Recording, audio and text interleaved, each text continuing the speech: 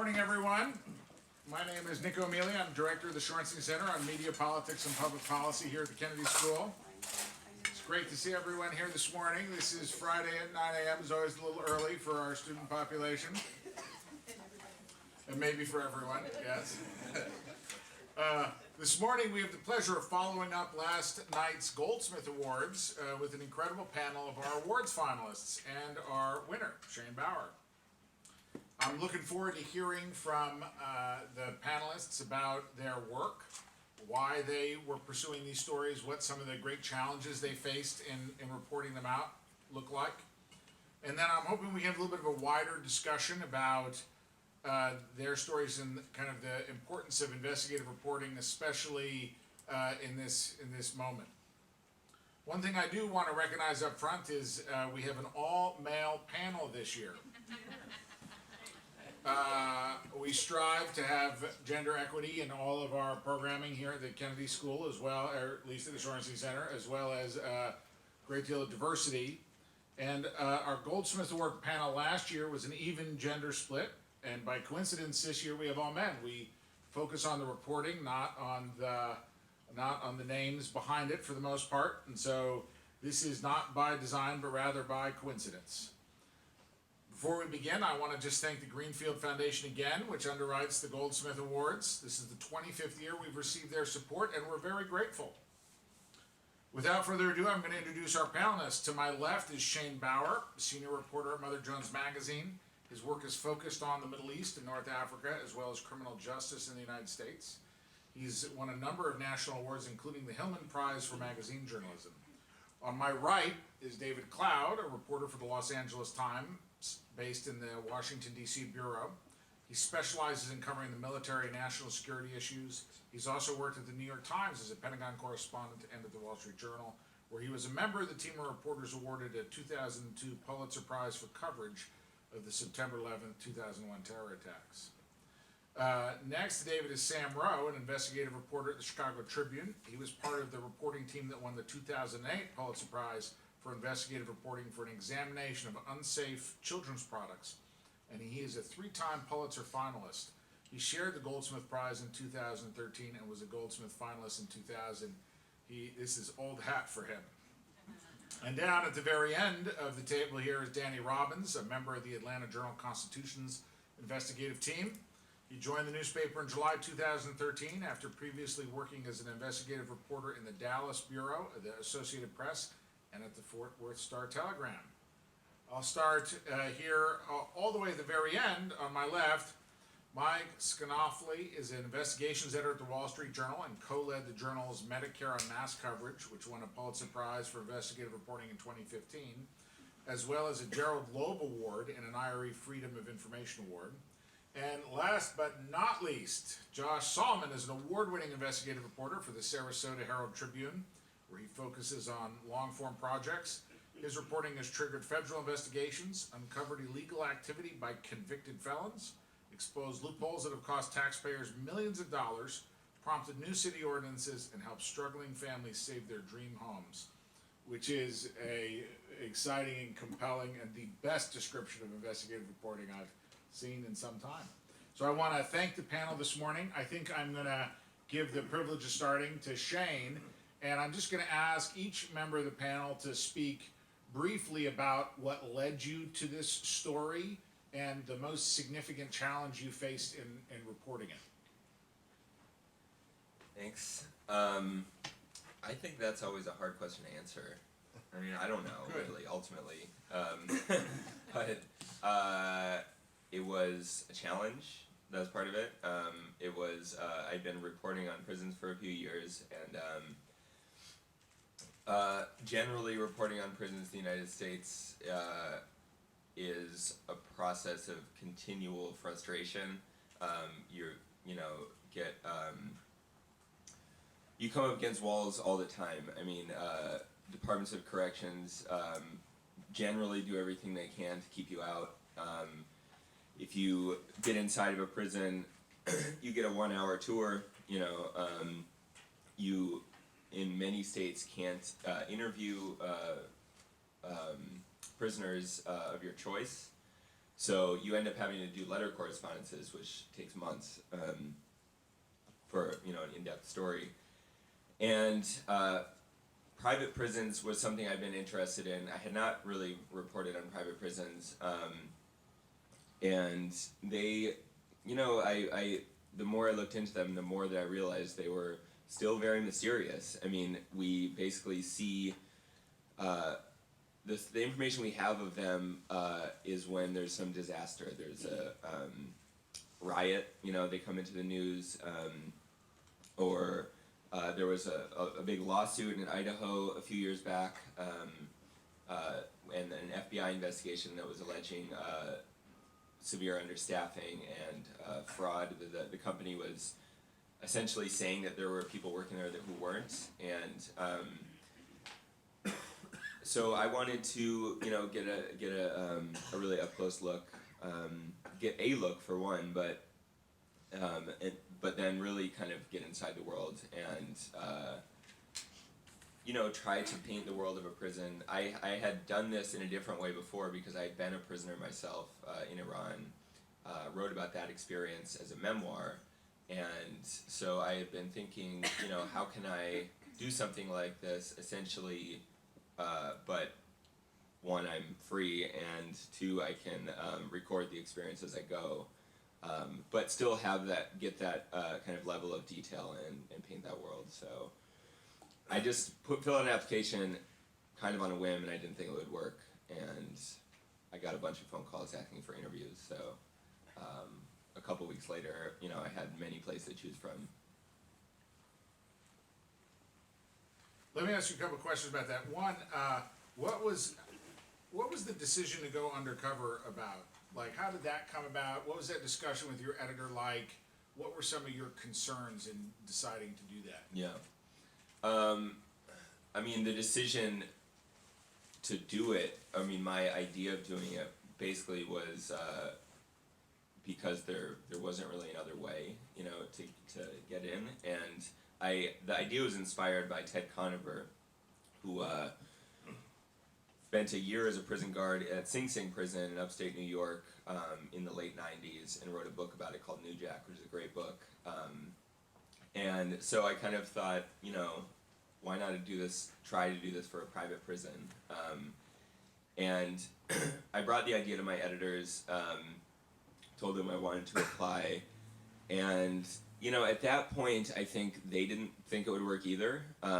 So we didn't have When you were deciding to apply, did you decide explicitly you were going to be transparent about who you were and what you were doing? Yeah, we did.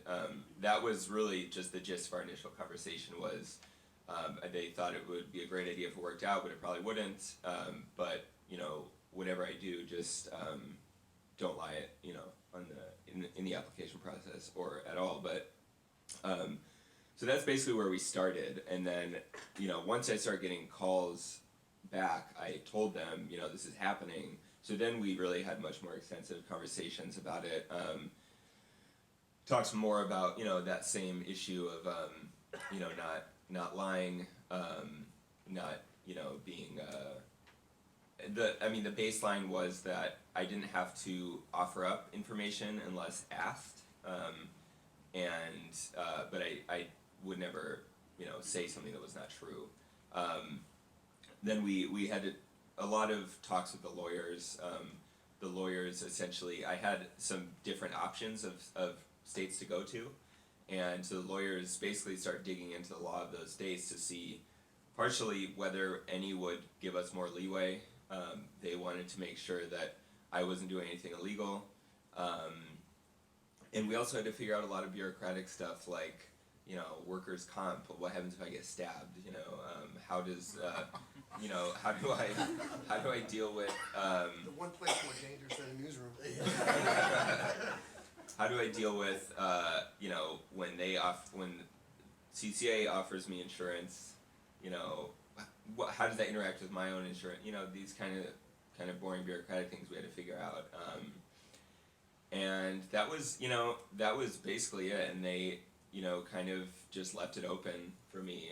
They were very clear the whole time that if at any point I wanted to stop, even if I got down there and realized, actually, this is crazy, I don't want to do this, that I should pull out. And did that thought cross your mind?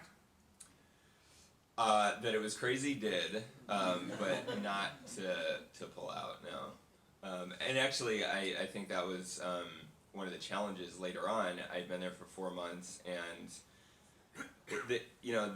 the job was really wearing on me a lot, and I was kind of at the point where I'd been there long enough that, for a while it was like every day there was just new material. It was incredible. I mean, there were days that I was there that were like, it would have taken me months to get any of this, I mean, just little figures, like I was, aside from just kind of interactions and events which make up the story, there were kind of these little tidbits, like I would count how, whenever someone would get stabbed, I would record it, and then later I did a public records request to see, because the company is required to report those to the Department of Corrections, and I found that they reported drastically less than what was happening. It's like there's so many little things like that that either would have been impossible to get or would have taken months to get anywhere near. So there was this kind of excitement in being in there, just from just the kind of journalistic point of view. But the longer I spent there, the less frequent those kind of gets were. But the job of being a guard was just getting harder, and it was. What about it was getting harder? You kind of, the dynamics with prisoners, were getting more complicated. I was struggling a lot with the fact that I was really becoming a guard. I mean, I was finding myself, being more and more overbearing, and it was hard to control that. I mean, I was essentially in a unit with 350 people with one other guard. So 350 prisoners and 2 guards. Yeah, that are on the floor. There were some like in a control room. There was one in a control room, but so I was aware that it might be time to wrap up. But there's always a question of what's going to happen tomorrow. So it was actually hard to kind of pull the plug, and unfortunately, but also maybe fortunately, my colleague got arrested photographing the prison. So we just wrapped up and That prompted the end Yeah. of your employment. Yeah. And what was the what do you think surprised you most about the whole experience? Surprised me. I would say the thing that surprised me most was the situation of the guards. I was expecting on some level to see kind of results of cost cutting and the effects on prisoners and conditions, but the line between prisoners and guards was much thinner than I realized. I would see guards, there was a lot of conflict, but also there were a lot of moments of almost camaraderie between them.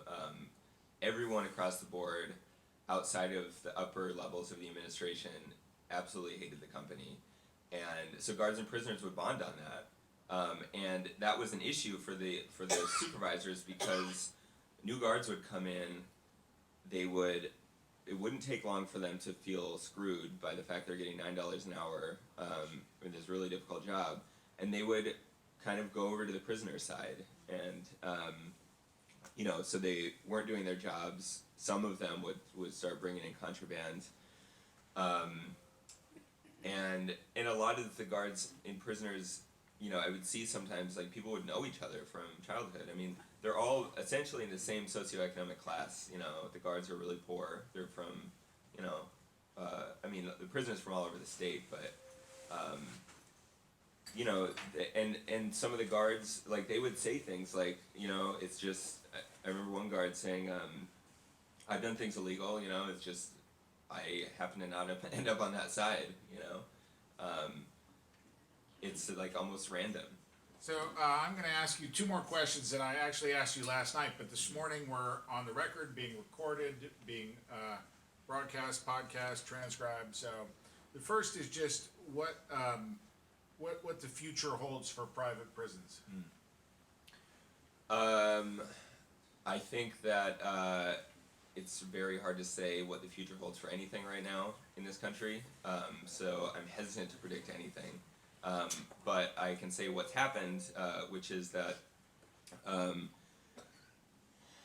few weeks after we published this story, or shortly after we published it actually, somebody from the Department of Justice Inspector General's office reached out to me, said that the story really resonated with them.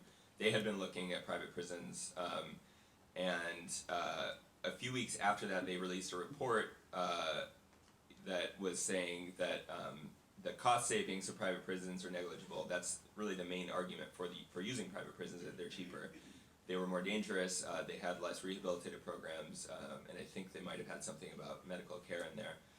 And the Department of Justice announced that they were going to discontinue their use of private prisons. Once the contracts of these prisons ran up, they would not renew them. The stock price of these companies completely tanked, dropped in half. They lost, I think, over $1 billion in total. And then when Donald Trump was elected, the stock skyrocketed. CCA, the Corrections Corporation of America, now known as Core Civic. They rebranded from Corrections Corporation America to Core Civic. Right. They're a government solutions company now. Their stock raised more than any company in the stock market that day.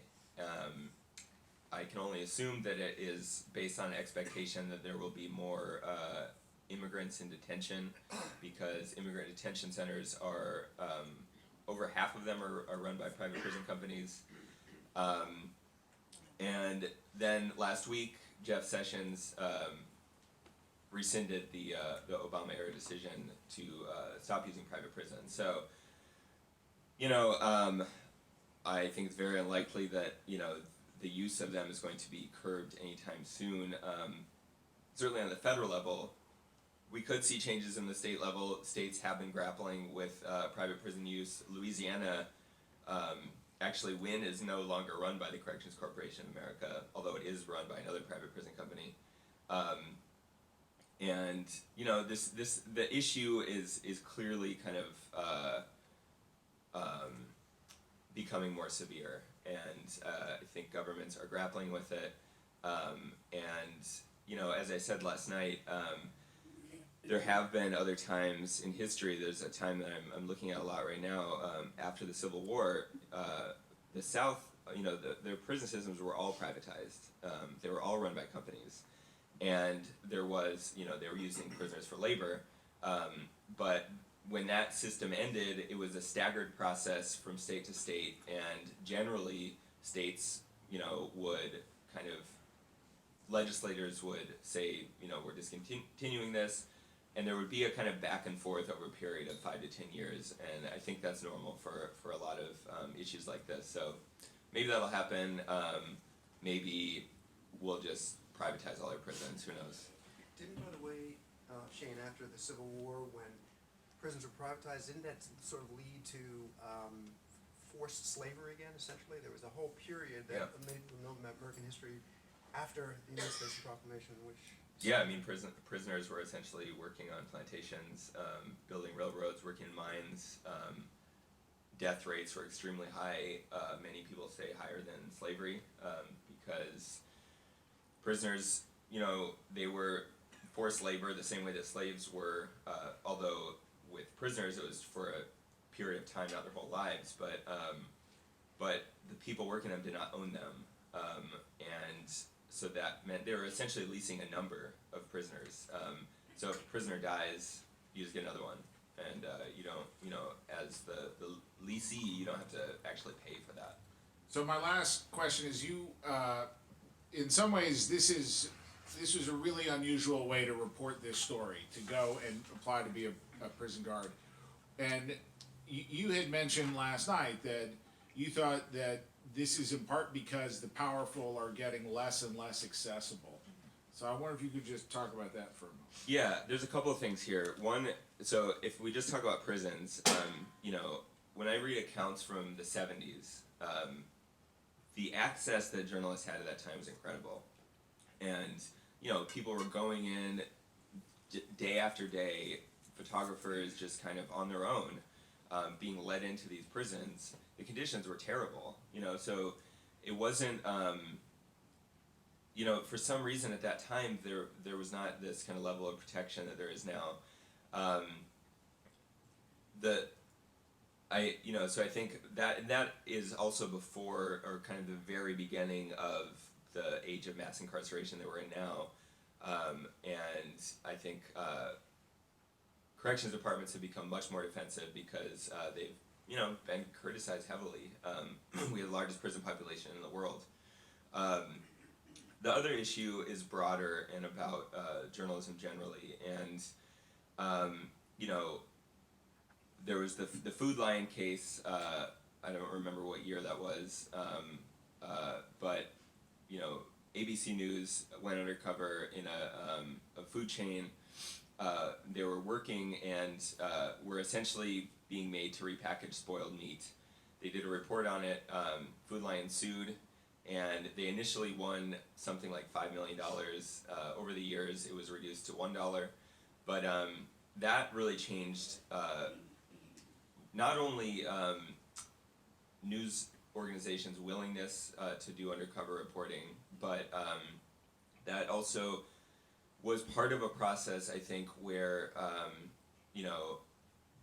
corporations in particular have been becoming much more protective. It's much, it's very normal now to have signed non-disclosure agreements, which I didn't have to do, fortunately. And that web of secrecy is getting tighter and tighter.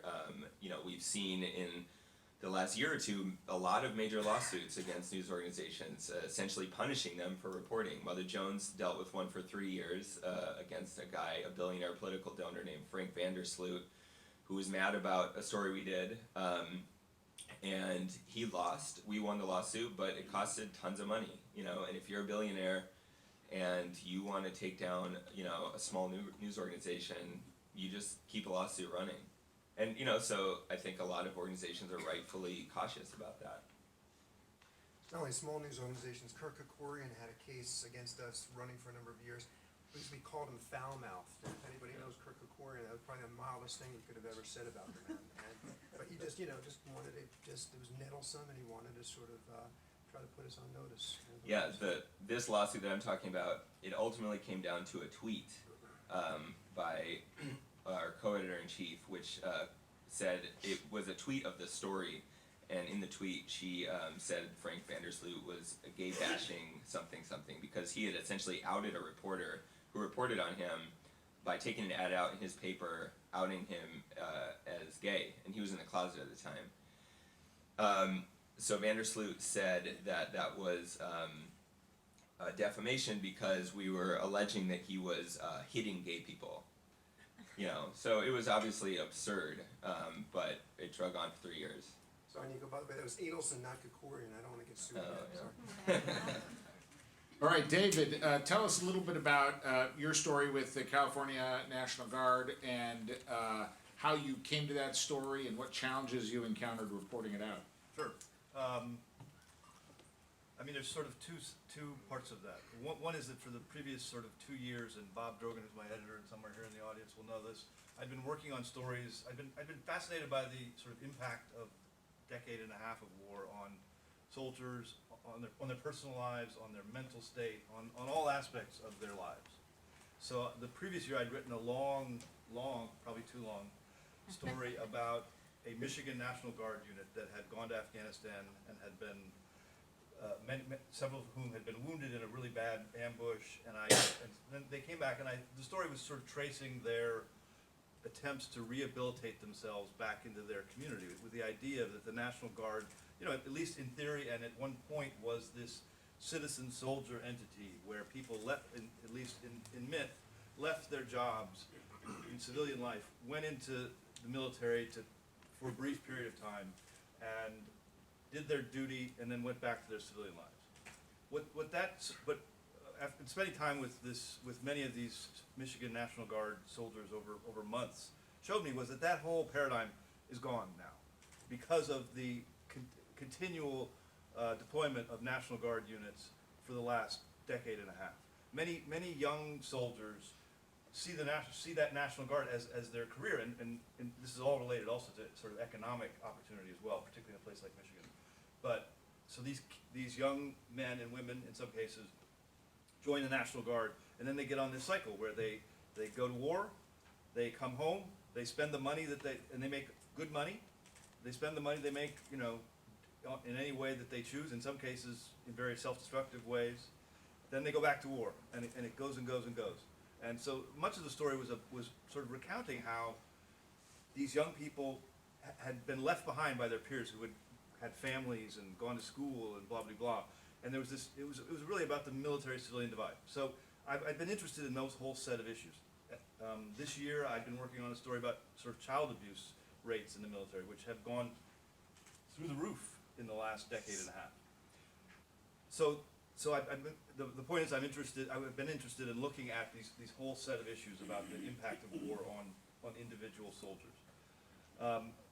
And then I got an email from a woman who said, "Are you aware that the California Guard is going after these bonuses that they offered to soldiers back, in some cases a decade ago, large bonuses to sign up and in many cases be sent to war?"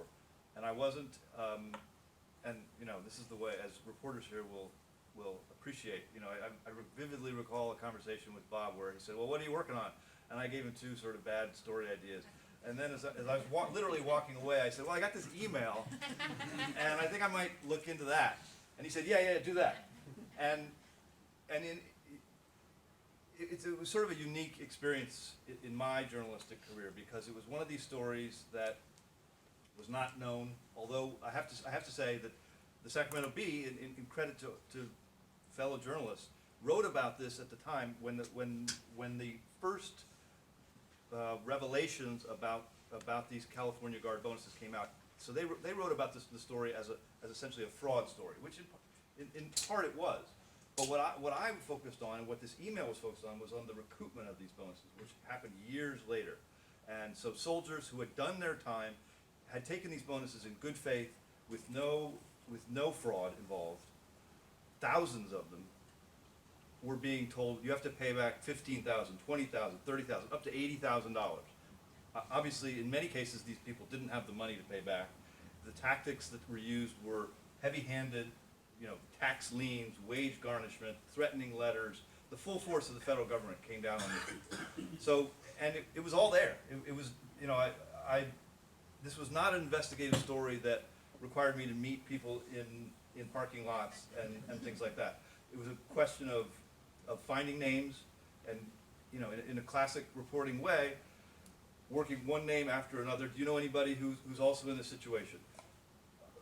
I'll just close by saying part of the biggest thing that I had to sort of overcome was the narrative, and I don't like that word, but in this case I think it's apt, which had been promulgated by the California Guard, which is that this was a fraud case, that all of these bonuses had been given and taken, and that's the important part, taken in some cases fraudulently. In fact, as I've said, it wasn't a fraud case. It was a mismanagement case. The Guard needed soldiers, and they realized that the way to get soldiers quickly to go to Iraq and Afghanistan was to pay large bonuses. And they put one overwhelmed master sergeant in charge of the whole state in handing out bonuses. She was sent to prison for fraud, and was the only person. But in fact, the whole system was designed to push money out the door, to get it to soldiers, to get their name on re-enlistment contracts, and then send them to Iraq. And then when it came out that it was fraudulent, they switched course and started going after these people to get the money back, and spread this idea that it was all fraudulent. It wasn't fraudulent. It was mismanagement. And when you were doing the investigation, to what extent did it just seem like almost like an institutional system gone awry versus individual culpability? I think it is in large part a story about institutional failure at multiple levels. At the California Guard level, where, as I've said, they passed out the money improperly and then went after people heavy-handedly. But the California Guard, it didn't end there, because the California Guard you know, to be fair to them, did have an obligation to get this, to try to get this money back. They, legally. So they went to Congress early on and said, hey, we've got this problem. We've got all this debt that we're supposed to recover, but many of these soldiers, you know, it's not a great situation. We don't want to have to go after all these soldiers who, in many cases, went to Iraq and were wounded. Would you guys put in a fix? This was in 2014, and essentially waive the debts. Congress sort of looked at it and decided not to do anything. The third entity that failed was, frankly, the Pentagon, the larger overseeing entity, which is called the National Guard Bureau, which is supposed to oversee each state guard organization. They knew all about this, and in fact, it was happening in other states that bonuses were given out improperly. They sort of, but they view their job simply as they get a big check from Congress every year. They divide that check into 50 ways, 53 ways, because they're Puerto Rico, et cetera, and they send it off to the states and do no oversight, and in fact try to keep what happens at the Guard, you know, at arm's length. So to me, there were 3 institutions that failed these soldiers at various points, and I think that's the essence of the story, not fraud.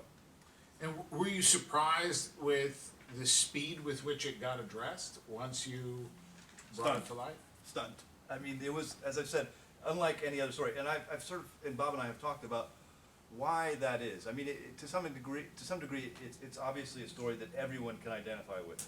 People who serve their country and then are the target of pretty heavy-handed government intervention or recoupment. So that's obviously something that people can quickly get outraged about, properly so. I also think it and I say this, and I'm not quite sure whether it's true, but I also think it has something to do with the state of our country at the moment, which is, you know, the very ideas that Trump had tapped into, which is unfairness, and that the system is biased against sort of ordinary people, because that's what was happening in this case. I mean, it has nothing to do with Trump, although immediately, as soon as the story, as I said yesterday at dinner, I mean, the number of page views we had was off the charts. People just went for this story like nothing I've ever seen. You know, nearly 3 million page views on the first day after our first story. So it was stunning. But I do think it has something to do with those factors. All right, Josh, would love to hear about your experience reporting out of the Sarasota Herald-Tribune on disparities in racial sentencing. Yeah, absolutely. So how we were able to do this story is basically we obtained a state database called the Offender-Based Transaction System, and it's a massive data bank, and what it does is it actually walks every criminal case in Florida from arrest all the way through appeal. Now, a lot of information was redacted. You couldn't see the defendant's name. You couldn't see their social. You know, certain information we had to decode, like the sentences, for instance. But basically, so we had all this data, and what we wanted to do was just look at judges and basically see, you know, were they being fair? Were they being consistent? You know, at the time, there was a lot of attention on what was happening, you know, in terms of policing and sort of the racial divide. You know, we've seen the protests, we've seen what happened in, you know, Ferguson and Baltimore, but there wasn't a lot of reporting happening on sort of the next level. Okay, so what happens after they're cuffed, or you know, what happens now, and oftentimes, you know, that can be a bigger issue. I mean, when you're talking about years and years of someone's life, you know, in a prison. So what we did was we were able to go through these records and basically analyze them. It was more than 80 million records that we went through over a 12-year period. And we, you know, came up with SQL queries and codes, and basically we were able to analyze them county by county, and all 67 counties in Florida, and see, you know, the disparities for things like, you know, felony drug possession, misdemeanor marijuana possession, armed robbery, and we did the same thing for 500 or so judges in Florida, and you can go online now and sort of see their record. You can see their average sentences for 6 different crimes and 3 broader groups of felonies. And when we were going through this, the first thing that stood out is there's no consistency whatsoever. Judges in Tallahassee sentenced wildly different than judges in Miami. There were guidelines put in place to sort of, ensure more consistency, but it clearly wasn't working. But what we did see is no matter where you looked, whether it was Miami or Jacksonville, the one constant was African Americans were treated more harshly. In Florida, they use a point system. So essentially, if I'm a criminal defendant, I'll get a certain numeric score for the crime, which is usually based on the severity of the crime. Points can be added for things like, if I was wearing a ski mask, victim injuries, maybe if I was, within 1,000 feet of a church or a school. All those aggregating factors will add points to your score, as well as your priors. So let's say you have 3 priors, you'll get a certain score for each of those priors. And in Florida, the way the law works is that score directly translates to your minimum punishment, and then the maximum punishment is capped by state statutes. So it gives judges this sort of window to operate. And what we found is even when 2 defendants score the exact same points for the exact same crime before the exact same judge, African Americans were treated far more severely. So that's what we were able to do, we traveled the state and What surprised you most, or what challenge did you encounter that was really a surprise?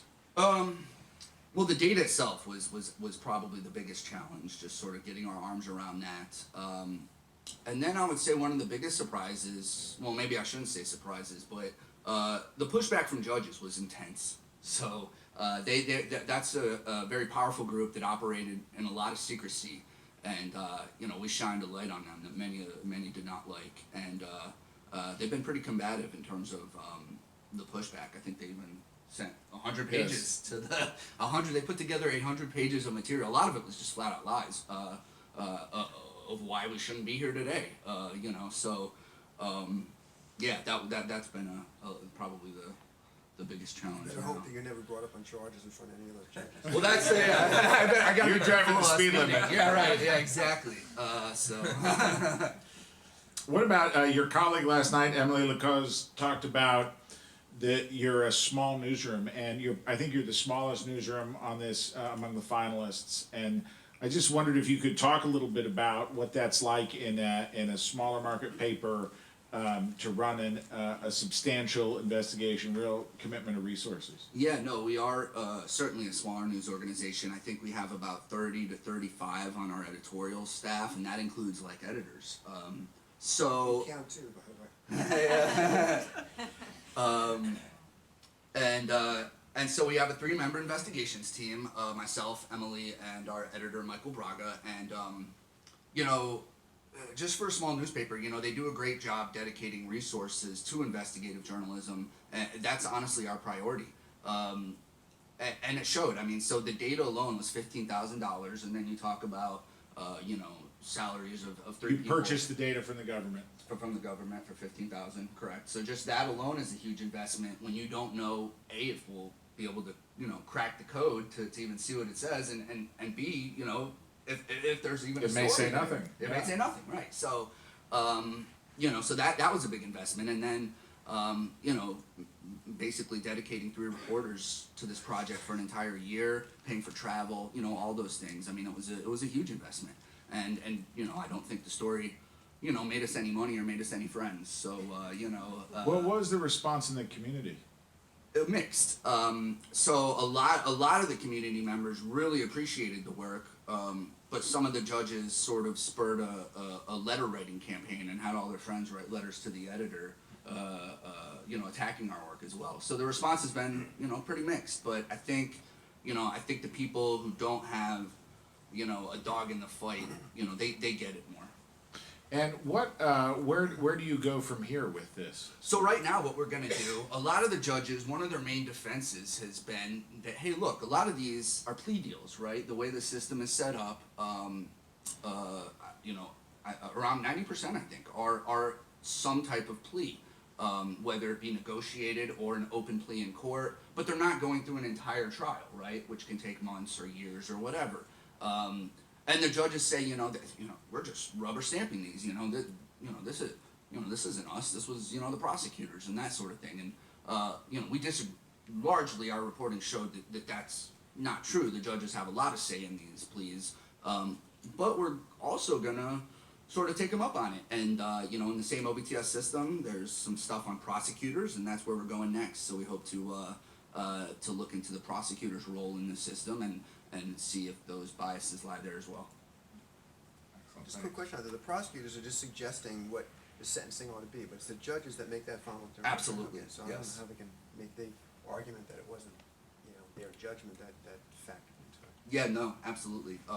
But they do have a point that every, whether it be police, prosecutors, public defenders, you do have a bias. And in one of our stories, we actually really focused on policing in Gainesville and the war on drugs and how that, contributed to these wide discrepancies when they get before a judge. So, the judges, I think, have a little bit of a point in that they are not the only ones,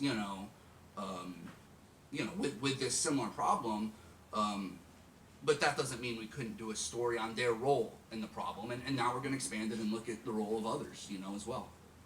Because ultimately, it's their job to sign off on the plea deals. Yeah, right? it's their job to sign off, and judges often alter them if they're not fair. So, and it was interesting. What we saw mostly was it wasn't that African Americans were getting really long sentences. It was just when there was an opportunity to show mercy, when there was an opportunity to be lenient, judges were lenient for white defendants, basically. Wow. Sam, very different kind of story, but also data driven in some sense, but I'd say pretty creative too. I'm kind of curious how you got the idea and then how you designed this investigation. 2-3 years ago, goes back a long way, I got a tip from a source saying that there were 2 popular drugs that were interacting in harmful ways, and I should look into it. And I started doing some research on drug interactions, and I liked the topic, but I wasn't loving it. I gotta say, there weren't a lot of investigative pieces on this topic, but it seemed like there had been. Side effects and bad drugs and opioids. It seemed like a topic that I didn't want to read about myself, and that's one thing we go into. How can you take this important public health issue and make it interesting and make it innovative and make it interesting to the reporters who are going to spend a lot of time on it? And I started wondering, are there a lot of popular drugs out there that are interacting in dangerous ways that no one knows about, unbeknownst to anyone, are causing problems? And that initially led me to some scientists at Columbia University Medical Center who were using data in really entirely new ways, novel techniques. And I approached them and I said, why don't we team up? I have this idea, why don't we team up and look for drug interactions that are causing sudden cardiac death? And they really liked the idea, and over the next year or so, we collaborated, the Tribune and Columbia, to try to find new drug interactions, to try to discover drug interactions. And this was a new concept for us at the Tribune. Usually we're writing about bad people, bad lawyers and bad cops and bad guys, usually guys. And, this was something different. We were, and the argument I was using all the time in the office was, investigative journalism doesn't have to be that way. It doesn't have to always be pointing out people doing wrong things. Why not discovering something? Why not finding a problem, an intractable problem, and going out there and fixing it, solving it, and inventing new things? And we were able to do that at Columbia. We were able, in the end, through using their clinical records, they have a Columbia Presbyterian, and enlisting the help of their cellular researchers there, we were able to determine, to find 4 drug combinations, popular drugs that cause this cardiac problem. And we got a great story out of it, and they got 2 papers out of it that were published in scientific journals. And, I was really happy with how that story turned out. But it also, I recognized it wasn't a story that was going to resonate with the public at large. And so we started working on, how can we drive home the the drug interactions are such an important issue in today's world. People, 60 and over there 1 in 5 are on at least 5 drugs. I mean, people, everyone's 1 in 5 are on. 1 in 5 are on multiple drugs, and that's a lot, and some people are on 5 or more drugs. And there's no way you can predict how all these drugs are going to interact. There's just too many drugs. There's too many different drug combinations. So we were interested in the pharmacists because they are the last line of defense. And they get a lot of respect in the healthcare community. They get a lot of respect in general. If you ever look at polls about the most respected professions, journalists way down here, with trial lawyers, and televangelists, and mimes. But and up here, pharmacists. People respect pharmacists. I don't know if it's a white coats or what, but people really respect pharmacists. And we had a hypothesis that no one was really checking to see if they were doing a good job, especially with the emphasis on speed nowadays, drive-through service, and 15-minute wait guarantee, those kinds of things. And so we decided we wanted to go in and we wanted to check to see if they could catch drug interactions that were dangerous. And so we, through a lot of work to make it as scientific as possible, because we wanted to build on the work that we did with Columbia. We wanted to make this really a scientific endeavor. We went out and we tested 255 pharmacists with drug pairs walking in. It wasn't as much undercover as what Shane did, but again, these were drugs that we weren't going to end up taking. And we had a really strict protocol about how we were going to do things. We designed the study very carefully. Did you design the study and the protocol in concert with Columbia, or how did you bring integrity to that? So we did consult with the leading experts in the country on drug interactions, a scientist at the University of Washington and one at the University of Arizona. We did that up front because we knew at the end of the day we were going to potentially get pushback from the big companies, CVS and Walgreens. They weren't going to roll over and admit that they were wrong or change things if this wasn't scientifically sound. It couldn't be half-baked, it couldn't be drive-by, it had to be really, it had to be solid and, above reproach. And so they helped us pick out the drug pairs. We ultimately picked out which drug pairs we were going to go in, and we designed the study, but we talked to all the experts, if we're going to do this, we want to do the best piece of science we can possibly do. It's also journalism, but we also wanted to do science. How do we do that? And they helped us do that. And when we went in, I was surprised when we went into pharmacists to start checking. I was nervous at first because when you first walk in, and Shane probably feels the same way, the first day, you're sort of nervous about what might happen because you don't know, you have no idea what could possibly happen. You may not be prepared for something. I was surprised how little interaction there is when you go to the pharmacist. I mean, notice it next time you go in. It's like ordering a Big Mac. I'll have a Big Mac and fries. Okay, $4 and you pay and you're out. And some of these pharmacists, really, they're truly just like glorified vending machines. That's what they are. Now, some pharmacists do a great job. They come out and they warned us right away. Hey, don't take these two together. I'm going to have to call your doctor. But oftentimes, there would be no interaction at all. You drop off the prescriptions and they say, you going to wait? Yeah. Okay, 15 minutes. And, pay by credit card and you're gone. There was no interaction whatsoever. And no warning. And see, by law and by professional standards, they're supposed to stop and warn you. They're supposed to. I was kind of surprised that there weren't automated triggers in the there are. Inventory system. There are. They just ignore them. Yeah, I mean, there's a computer system that will flash, it'll alert, it'll pop up red saying, this is a dangerous interaction. But they can override those. They can just, just pass through them, they call them. So there are systems in place, but there's so many alerts that are fired off that there's alert fatigue. You see that in hospitals, nursing homes, and whatever. Same thing. Car alarm goes off. It's like, oh God, I wish I'd shut that thing off. Meanwhile, someone's stealing the car, right? I mean, so. But because of our story, they're changing a lot of that. So that's another surprise. I was a little surprised that the companies were so quick to make changes. They could have fought us on it. They could have questioned our motives, our methods, and all that. But they didn't. And partly I think we got lucky. The CVS, the #1 chain in America, they performed the worst.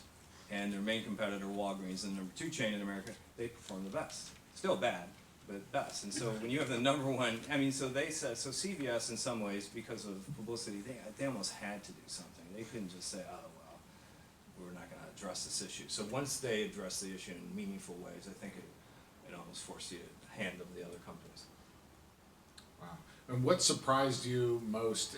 You know, what challenges did you hit? What was the surprise in the course of your reporting? Well, the challenge is when working with the academics at Columbia is that, you know, we're not paying them. They don't work for us, and at any time when you collaborate with scientists, they could walk away or move on to another job or say they don't like you or change their mind. And so I was concerned about that. I do think the journalists should collaborate more with each other and with scientists and people of like mind. But when you do that, you do run that risk. And same when you go out and do a long-term testing program, and we did it over a year, things can go wrong. The longer the story goes, something could happen. You know, people. Where are you going to take this from here? You said that you started with a different kind of story, which is almost like a positive type investigation, and then you went to this. And are you thinking about a next stage? That's a good question. I think investigative reporters run a couple different races. First, we run this big marathon where we're trying to find something, and then we finish the race and we're exhausted. But then we have to do a half marathon. We have to go and do all these follow-up stories to make sure that things change. I mean, we all want to change the world, and it takes a lot of work after that. And then there's like a smaller race. I don't know, maybe it's a walk to make sure that people follow through on their promises. So we've had a lot of promises from drug makers, from the corporations out there, pharmacies, that they're going to make these significant changes, and you know, it's up to us over the next year as we transition to other topics to go back and make sure they do what they promised to do. Excellent. Michael, so I'm going to ask you to repeat a little bit about what you said last night. Just not only were you in your team's reporting taking on, you could say, the cult of entrepreneurship in this country, and but you were also investigating a company in which your owner had a fairly significant direct financial interest. We didn't know that when we started. So we had the good fortune a couple of years ago to be here for our Medicare project, which was completely data-driven, and millions of billing records, and much like these other projects, it involved the analysis of that and taking out. The Theranos coverage, by contrast, was purely gumshoe type reporting, almost like what David was talking about earlier, in the sense that John Carreyrou, who is one of the best investigative journalists in the nation, we have the good fortune of having him, who worked on the Medicare project, had covered the health and science area for some time, and so he read a New Yorker piece in late 2014 about Elizabeth Holmes. This was this young, allegedly brilliant scientist who looked to revolutionize the blood lab industry by being able to, rather than a venous straw that some people find painful and problematic, just through a finger prick, just through a single or a couple drops of blood, be able to determine a slew of medical issues. And she claimed to revolutionize the industry, and in fact got great press, and she was on the cover of many of the leading magazines. John saw a passage in there when she was talking about the technical process by which they tested the blood, and was very skeptical because it was all about state secrets and one chemical reaction leading to another, and it just seemed almost nonsensical. And so he filed it away, and sure enough, a couple weeks later, he got a tip from someone who knew someone who had worked there at a relatively senior position, and said that all wasn't what it seemed. And then John embarked on a 10-month reporting process. We didn't. From the time he got the tip to the time we published the first word was 10 months, because what he had to do was just slowly build, again, like David was saying, just source by source, trying to get people to talk about their experiences and provide, obviously, documentation. We did file 15 public records requests as well, but largely this was source-driven. And, you know, Shane mentioned non-disclosure agreements. I mean, many of these former employees were burdened by these NDAs, which means you can't speak about your experiences. But we talked to lawyers and realized that, you know, if fraud is involved, fraud trumps an NDA. So the pitch we were making to these people was, look, if this is fraudulent activity, you can in fact speak to us and be protected. And so a number of them did start opening up. But the pressure that we received from Theranos, and Theranos had a very high profile board, Henry Kissinger, George Shultz, Sam Nunn, I mean, just a stack of Washington power players. And David Boies was the lawyer that was representing them. He, of course, handled the Gore v. Bush case and was very high profile. And he threatened repeatedly to sue us. Theranos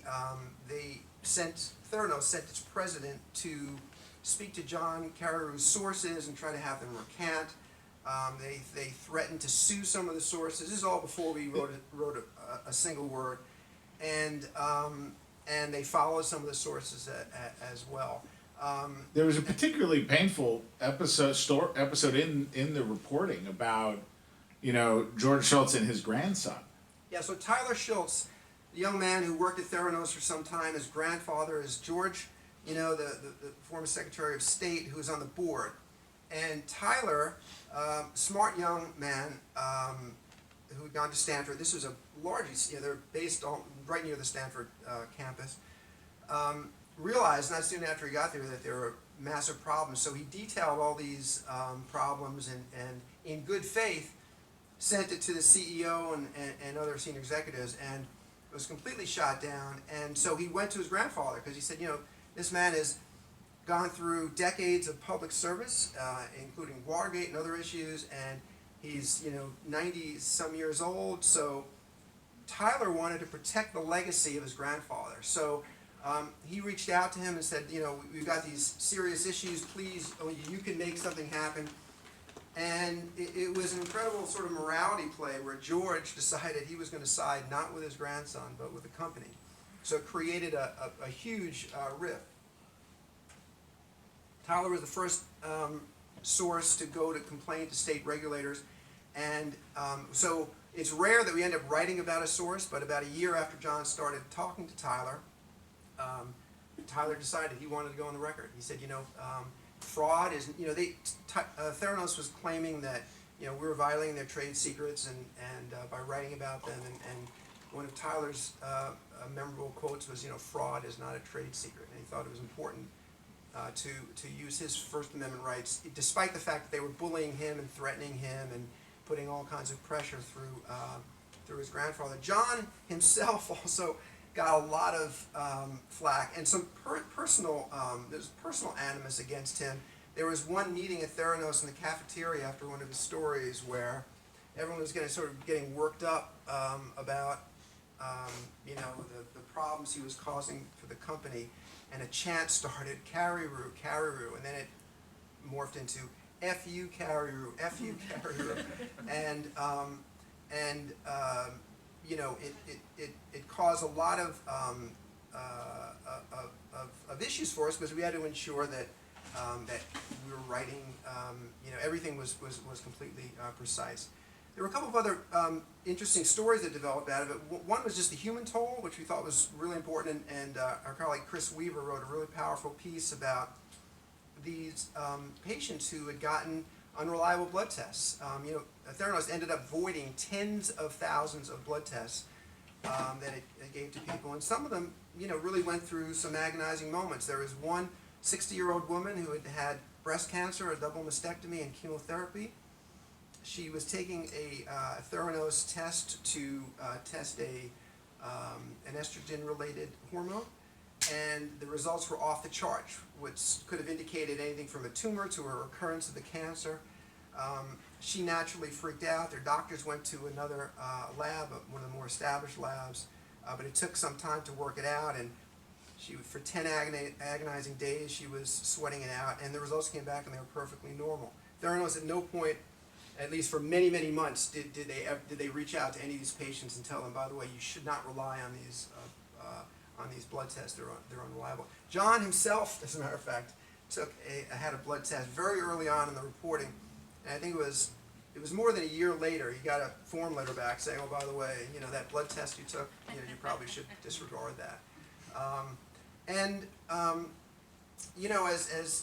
Nicco was mentioning, one of the other interesting elements of it was, we discovered that Rupert Murdoch, our controlling shareholder, had invested, we found out, more than $100 million in the company, and as a result of our reporting, it was basically marked down to zero.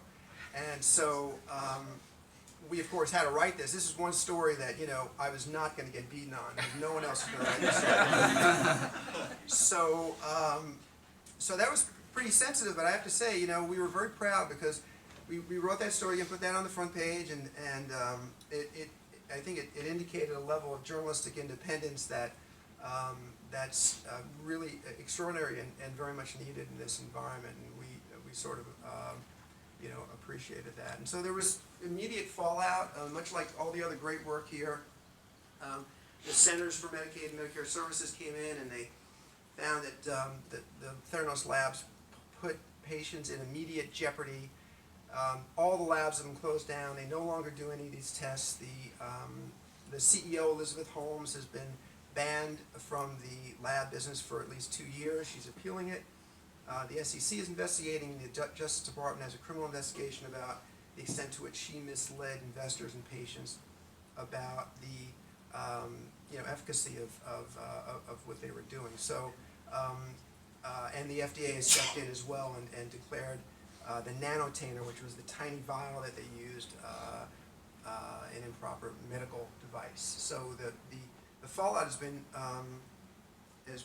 pretty extraordinary, and it continues.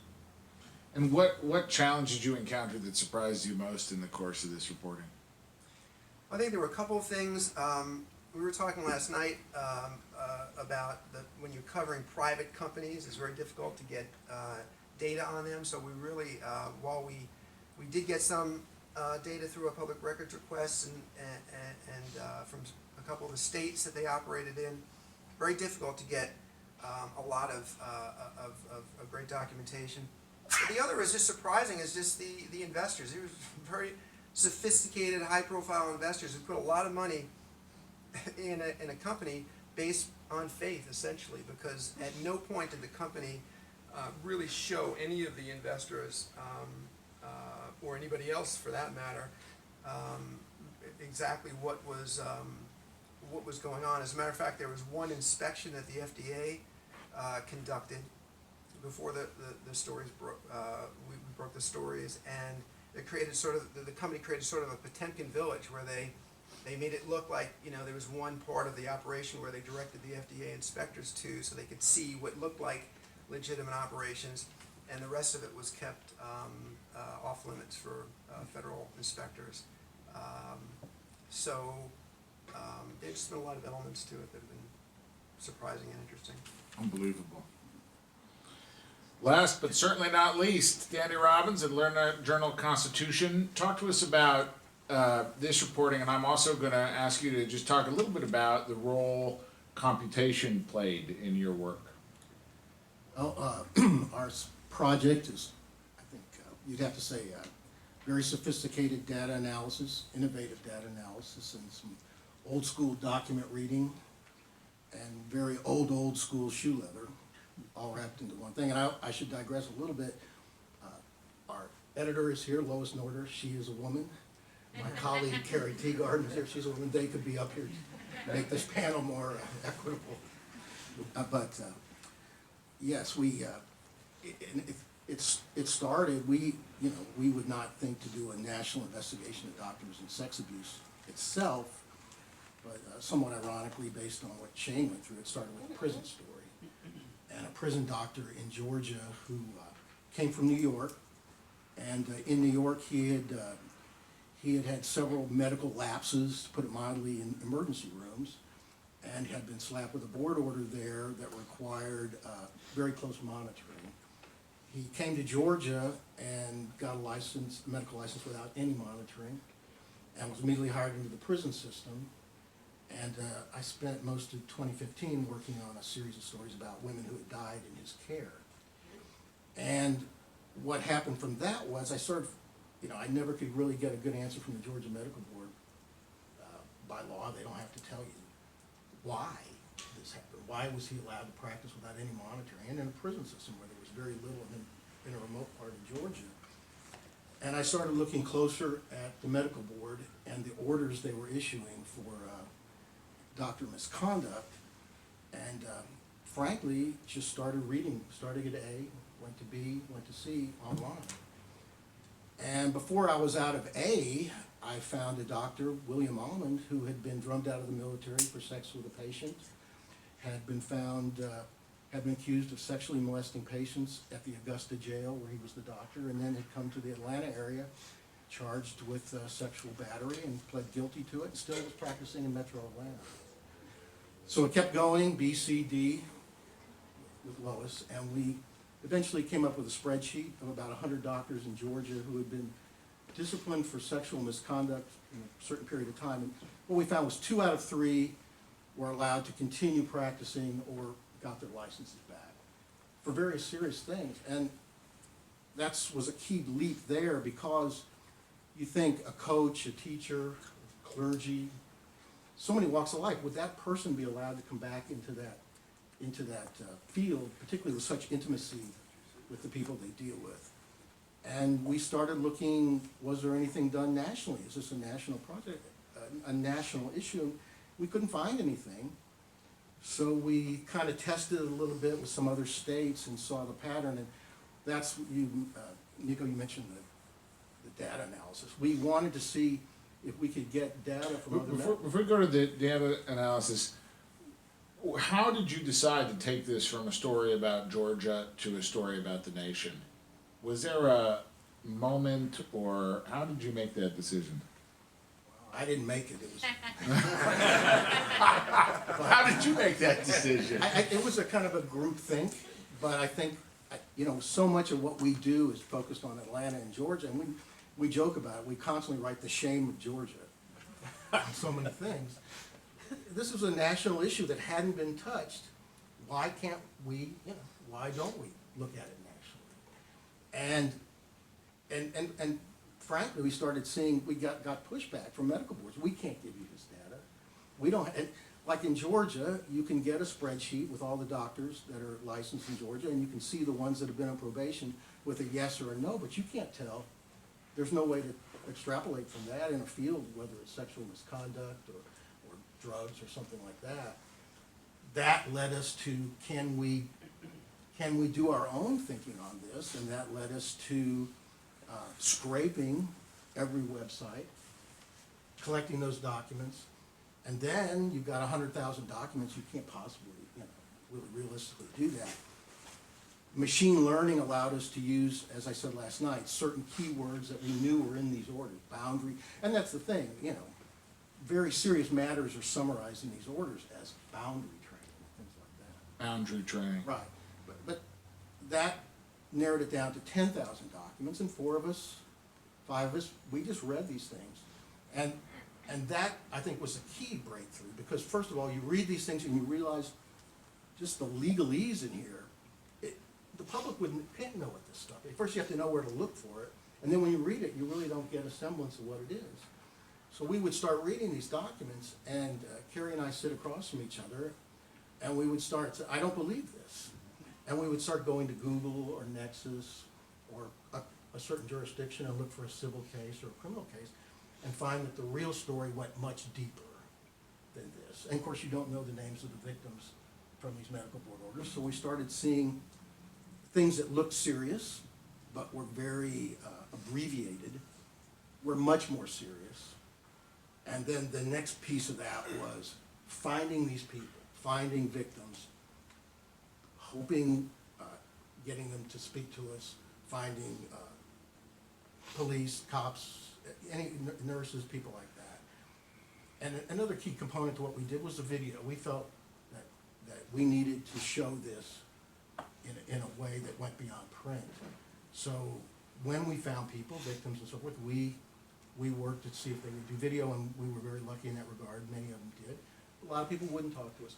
And one other thing about this is, so many of these victims were not only extremely vulnerable people, because the doctors know what's the problem. They know that vulnerability, and they prey on it. Then they get victimized again by the system that doesn't want to believe them, or a doctor with a very high-powered lawyer that would focus in on those frailties.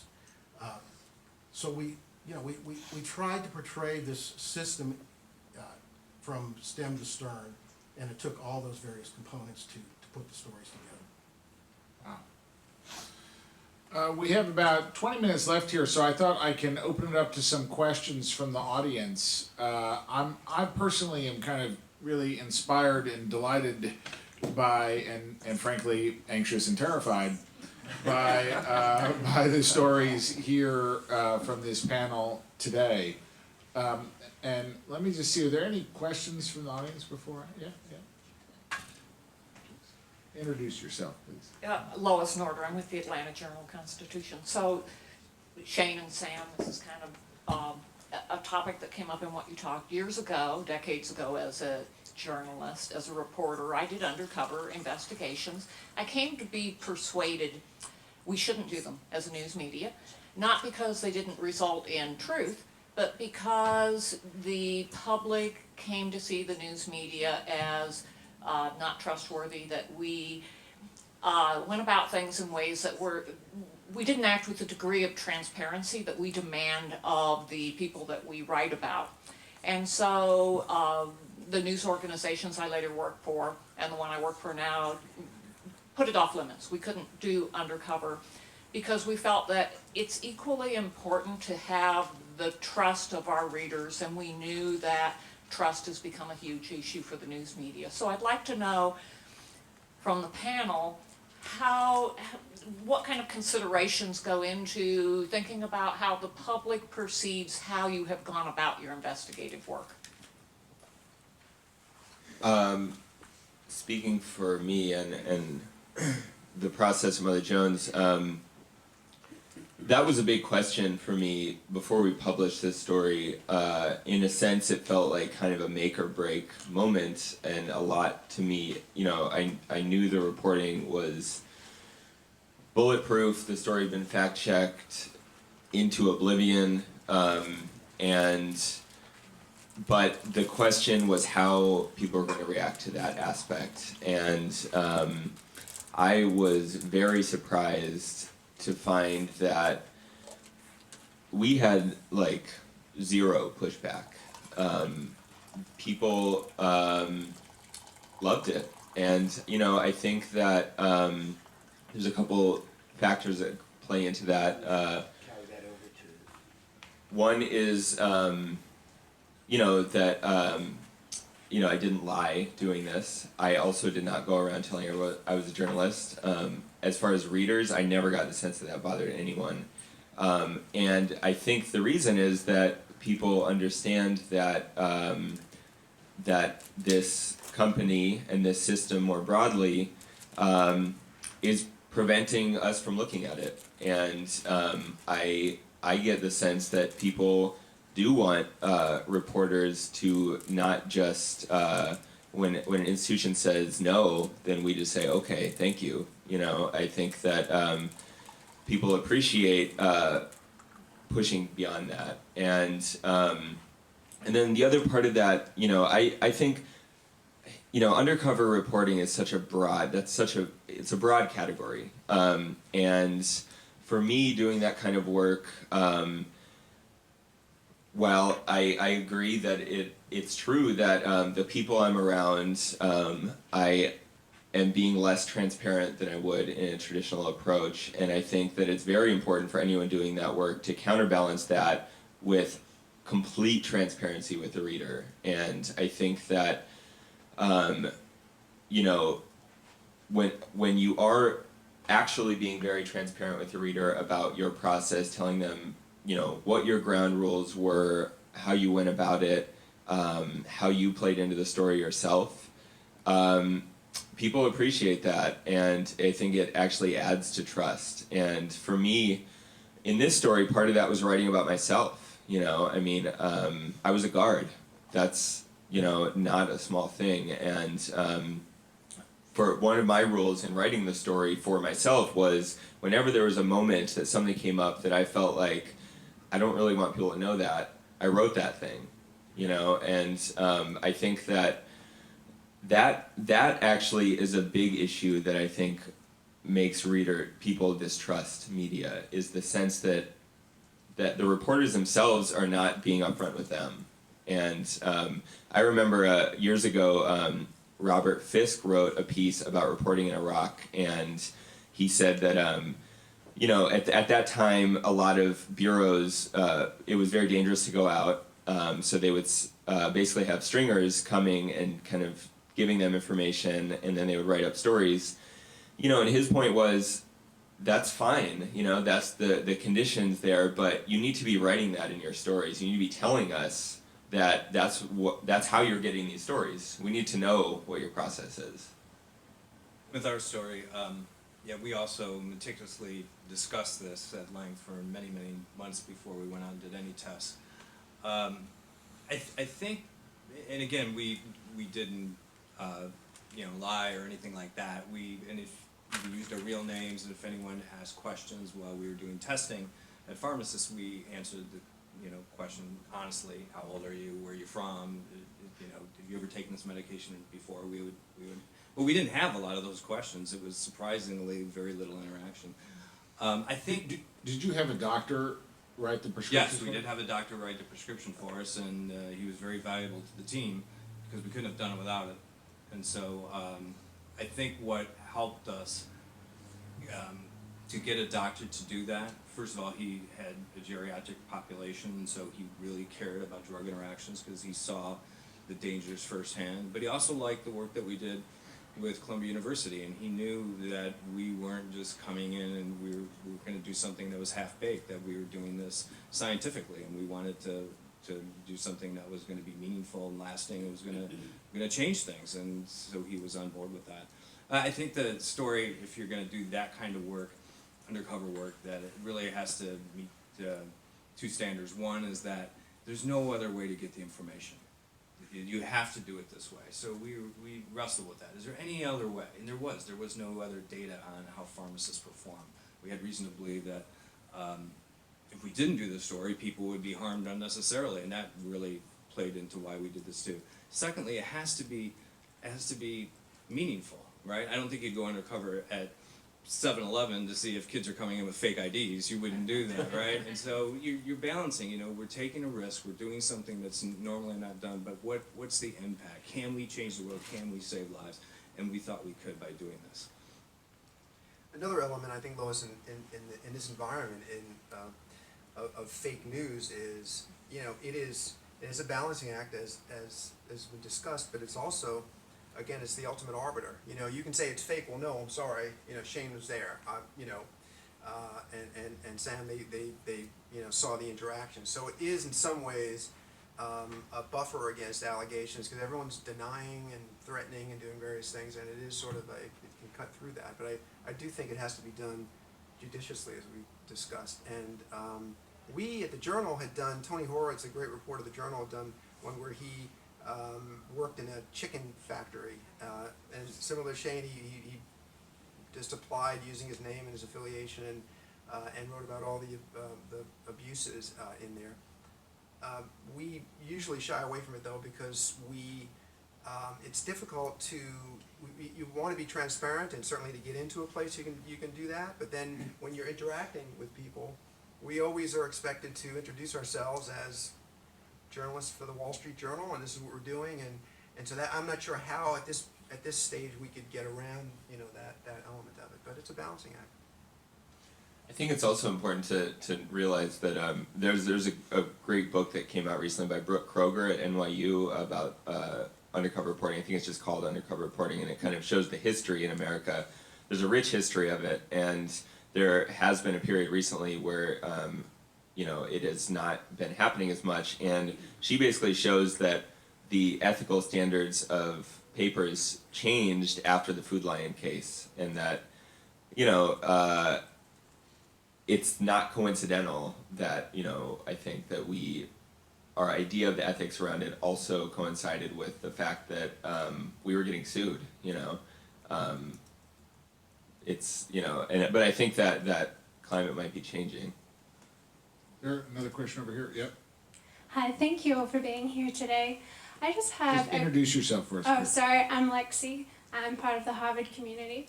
I just wanted to ask you about, for those of us that are interested in pursuing a career in investigative journalism, what are some steps that you'd recommend to get our foot in the door? Why don't we start with Danny and David? I don't think you can technically start as an investigative journalist sometimes. I think you just need to start as a reporter. I think one of my, someone upset last night, all journalism is technically investigative. It should be in nature, so I would start somewhere as a reporter, learning, cops, courts, so forth. Try to be as enterprising as possible, and eventually, if you have a certain temperament, to maybe take longer to, it's an evolution. I just don't think you can start, but I think you start by being a good reporter and then evolve into that. David or Josh? I mean, I think it's a mindset, and it's less, I mean, I think investigative I sort of shy away from that term a little bit. I mean, I think it's a mindset that you're going to sort of hold institutions accountable. And so if you think about journalism in that way, you are already an investigative reporter. Then it's just a question of finding an outlet or a way to get your information, a way to do stories, and then an outlet that will publish them. So there's no magic formula. I mean, as all of us know, journalism is a strange profession where you just have to announce that you are a journalist and you are one. Particularly these days. Although I say that recognizing that the number of outlets that do this sort of accountability journalism is shrinking, or it has been shrinking. As some have alluded to, maybe the pendulum is swinging here back in that direction. I wish I could be more encouraging or even offer you a specific, place, but I think it's more about mindset. Just one thing to add to that, I think being curious about the world and asking questions. I mean, and looking around and just thinking, well, especially if things have been that way for a long time, well, why have they been that way? And then just doing it. I can't speak for other members of the panel, but for many of us at the Journal, and I know for me, I started at a local paper. I was in grad school. I would, report as best I could during the day at school, stay up at night, write the stories, slip the, ages ago, I'd slip the story underneath the door of the newspaper, at like 5 in the morning, and then get a couple hours sleep, and then just do it again. You got to just go and do it, and it's all around you, and it's a matter of just you have many outlets, and if there are any questions and interests that you've got and curiosities that you have, just start talking to people and write it up. It's a pretty simple business. So investigative, Dan Henrahan, I'm a student at the Kennedy School. Investigative reporting appears to have the biggest impact when they're uncovering wrongs that are being perpetuated onto people. That usually leads to reactionary policies of trying to make people accountable or punish people. In public policy, it's usually better to be proactive at the front. So in like child protection, it's a lot easier to bring about change after a tragedy where a child dies than to provide policies that invest early on in parenting classes, for example. How could you move investigative reporting towards more of those positive stories that Sam spoke about so that you could have some Goldsmith winners that are more of those positive stories? That's a tough one because sometimes those stories don't resonate with the public. If you have a tragedy, a child dies, something like that, people really respond to that. And then when people respond, then the lawmakers respond, right? There are all sorts of, you guys all know this, right? There's all sorts of stories that lawmakers work on for years and years. Nothing happens until some news organization writes about it, and suddenly it rises to the top, and then they're shamed into doing something. So I don't know. I mean, it'd be nice to be able to get together and to fix problems before people are harmed, right? I think that's sort of the goal. Preventable death is what we're sort of all about. But it's sad to think that, I think you're absolutely right, that sometimes it takes a tragedy in order for us to sell it to our news organization or for the public to respond to it. The other elements, I think all of us are working, it's building blocks. We're just working on building a story, and that's usually based on evidence. That's usually based on events that have happened or issues that have occurred, as opposed to being speculative. And once again, in this environment, I think it's even more acute in the sense that, you know, either speculating or analyzing or suggesting that something could happen can be fraught in how people would view it, as opposed to, you know, clear, hard evidence that indicates that this has gone on and for some period of time and put it in the proper context. So it's a difficult thing to do. I mean, I honestly don't think that's our job. I don't think that our job is to write about people doing good jobs. I mean, you know, sometimes like you hear this with the police all the time, like, why don't you guys write about the good things we do? That's just what you're supposed to do. I mean, like our job's not to congratulate you, you know? I mean, there are many problems in the world. There are many abuses of power, and I think our role is to get at that and hold it accountable. I mean, you know, other people can throw parties for police that don't kill people, you know?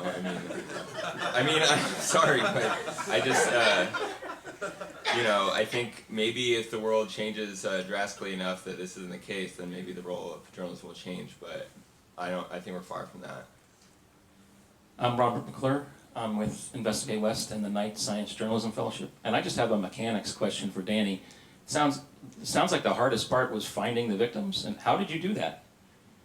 Well, we, many different ways. If a case is closed, many of these cases will get into the criminal realm before they would get to a medical board, and we trace it back to the criminal realm, and then you can request a district attorney's file on a closed case, and we'd get the file, and we'd read deeply into it and find stuff. Sometimes there would be a civil suit. Just lots of different ways that we had to kind of get creative.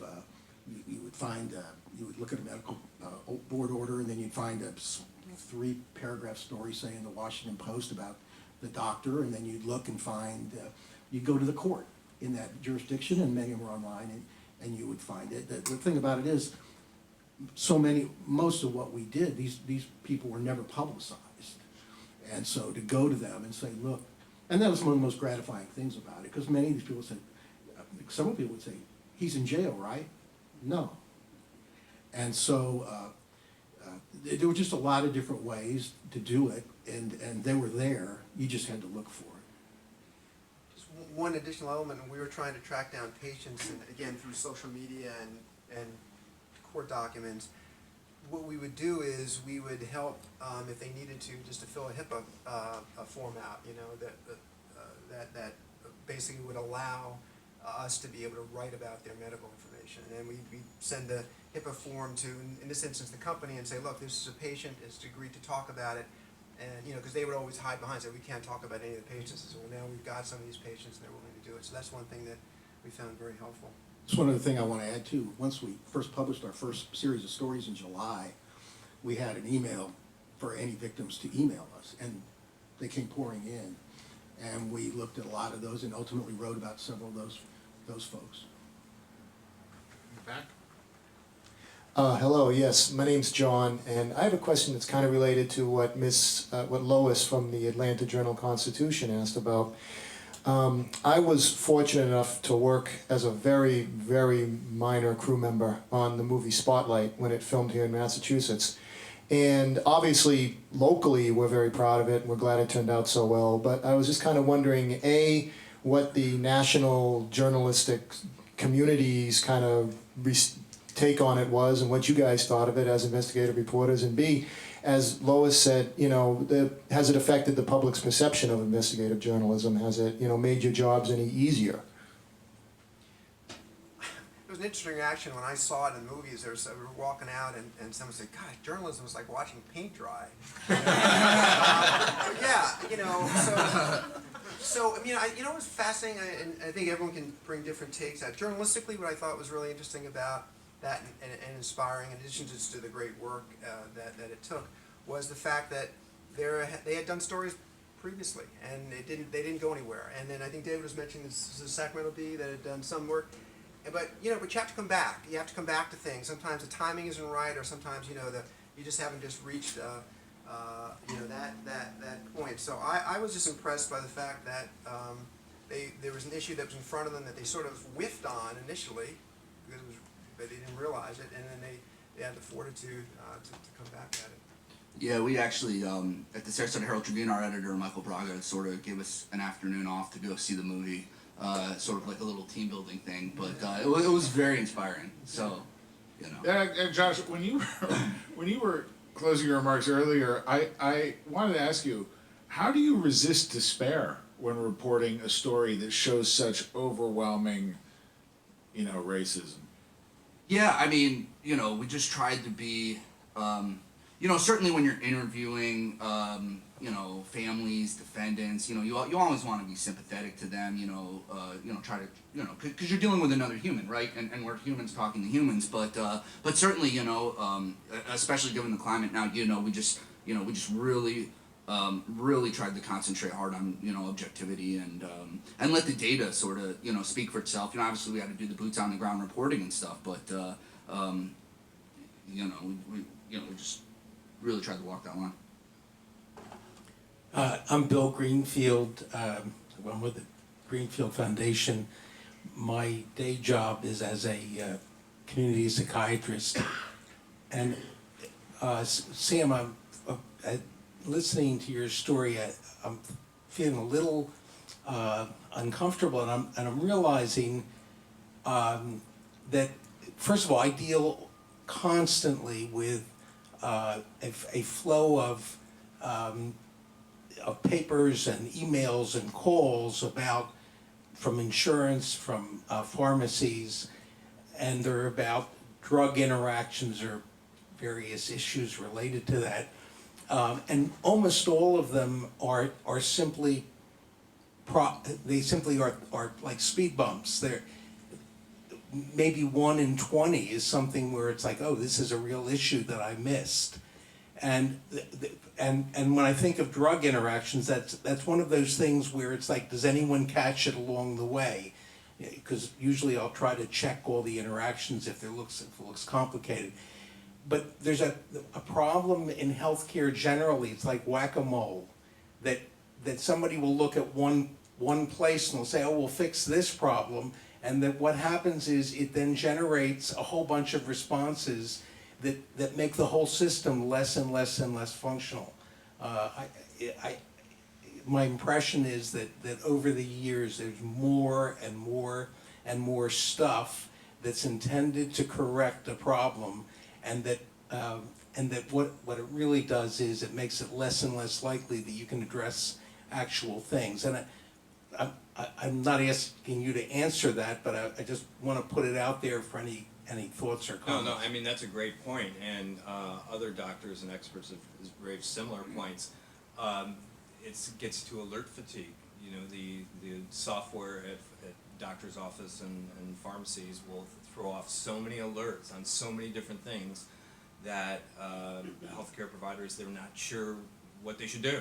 And so sometimes they just turn the machines off, or they call the doctor's office on all sorts of things. And there's legal liabilities. The reason the software is like that because they don't want to get sued by not warning someone.